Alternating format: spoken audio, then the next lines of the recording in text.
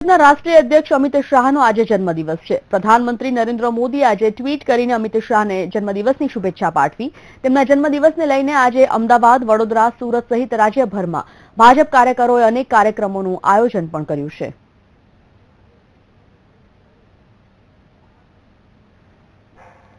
મોદીના ચાણક્ય એટલે સ્વાભાવિક છે અમિત શાહ જ હોય। 2014ની લોકસભાની ચૂંટણીમાં ભાજપને ભવ્ય જીતનો તાજ પહેરાવ્યો હતો। બસ ત્યારથી જ બન્યા અમિત શાહ ભાજપના શાહ અને આજ શાહને આજે છે જન્મદિવસ।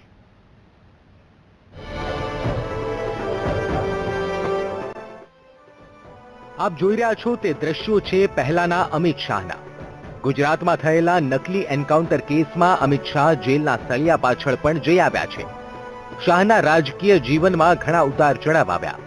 અમિત શાહ તો પહેલાથી જ મોદીના નજીકના અને ખાસ વિશ્વાસુ ગણાતા હતા। 2014માં લોકસભાની ચૂંટણીમાં અમિત શાહે માસ્ટર સ્ટ્રોક માર્યો અને તેઓ સીધા પહોંચી ગયા દિલ્હી, જ્યાં તેઓને ભાજપના રાષ્ટ્રીય અધ્યક્ષ બનાવવામાં આવ્યા। બાદ તેઓને ઉત્તર પ્રદેશની આગામી સમયમાં યોજાનારી ચૂંટણીની કમાન સોંપવામાં આવી અને ત્યાં પણ તેઓએ કંઈક કરી બતાવ્યું। કોંગ્રેસના ખાસ ગણાતા રીતા બહુગુણા કોંગ્રેસ છોડી ભાજપમાં સામેલ થયા એ વાત અમિત શાહની કામગીરી સાબિત કરી બતાવે છે। ગુજરાતમાં પાટીદાર આંદોલન બાદ સર્જાયેલી સ્થિતિને થાળે પાડવામાં ક્યાંક ને ક્યાંક અમિત શાહનો હાથ હોવાનું પણ માનવામાં આવી રહ્યું છે। અમિત શાહ નાનપણથી જ રાષ્ટ્રીય સ્વયંસેવક સંઘના સભ્ય હતા। તેઓ 1993માં અખિલ ભારતીય વિદ્યાર્થી પરિષદમાં આગેવાન હતા। બાદ તેઓએ ભારતીય જનતા પાર્ટીના યુવા મોરચામાં જોડાયા હતા। તે બાદ તેઓએ 1997માં સરખેજ વિધાનસભા મત વિસ્તારમાંથી ચૂંટણી લડ્યા અને જીત્યા। બાદ 1998, 2002 અને 2007માં પણ તેઓએ ભાજપમાંથી ચૂંટણી લડ્યા અને જીત્યા। વર્ષ 2012માં તેઓ નારણપુરા મત વિસ્તારમાંથી ચૂંટણી લડ્યા અને જીત્યા।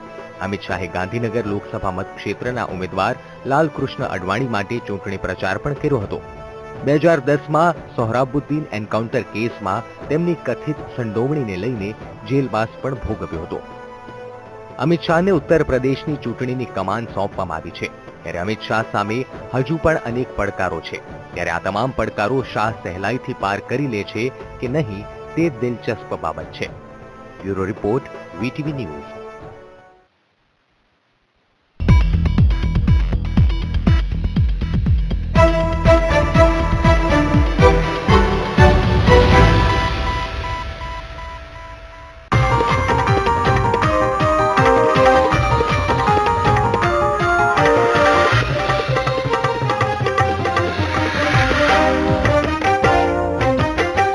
वीटीवी न्यूज़ हमेशा